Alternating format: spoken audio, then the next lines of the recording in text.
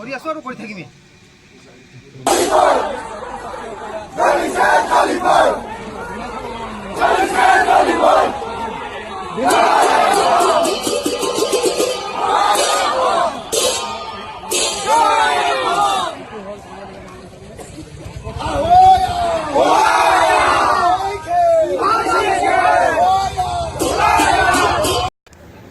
ठीक है, ये मान लीजिए कोई बात नहीं, फिर भी यहाँ के लोगों ने परिवर्तन के लिए आप लोगों को चुना है, नरेंद्र मोदी को चुना है, अमित शाह को चुना है और यहाँ तक कि सनवाल को चुना है, हिमंत बिस्वा शर्मा को चुना है और यहाँ Karbi Anglong autonomous district region से ओरेन सिंह डे को चुना है, सीएम तुराम को चुना है। इसलिए चुना है कि यहाँ पे विकास हो सके, कि यहाँ पे परिवर्तन हो सके।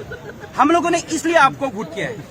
तो एक बार मैं बोलना चाहूंगा, हम लोगों ने सीएबी के लिए आप लोगों को नहीं जिताया है, हम लोगों ने यूसीसी के लिए नहीं जिताया है, हम लोग अपने हक के लिए आज मांगना पड़ा। क्योंकि मांगना पड़ा ये बात हो गया कि आप लोगों ने हम लोग के बात सुना ही नहीं, यहाँ के लोगों से आप लोगों ने कोई कंसर्न लिया ही नहीं कि यहाँ के लोगों के दिल में क्या सोच है और यहाँ के लोगों को क्या चाहिए, विकास चाहिए कि क्या चाहिए।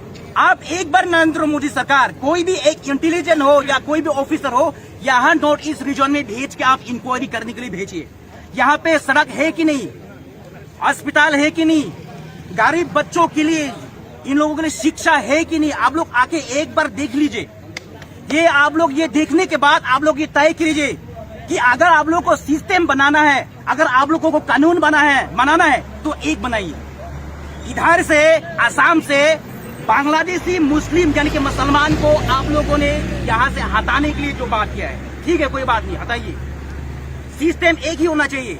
आप लोगों ने क्या सिस्टम बना दिया, अभी दो सिस्टम बना दिया है।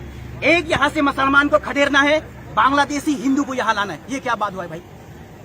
हम लोग इस देश का नागरिक है और सिस्टम कानून जो भी बनाना है एक ही बनाना चाहिए। अगर यहाँ से बांग्लादेशी मुसलमान को खदेड़ना है तो बांग्लादेशी हिंदू को भी मत लाना चाहिए।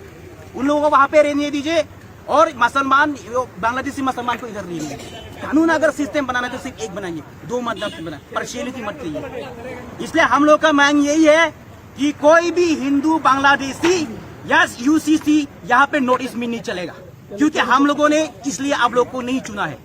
Thank you so much. Go back Narendra Modi सरकार।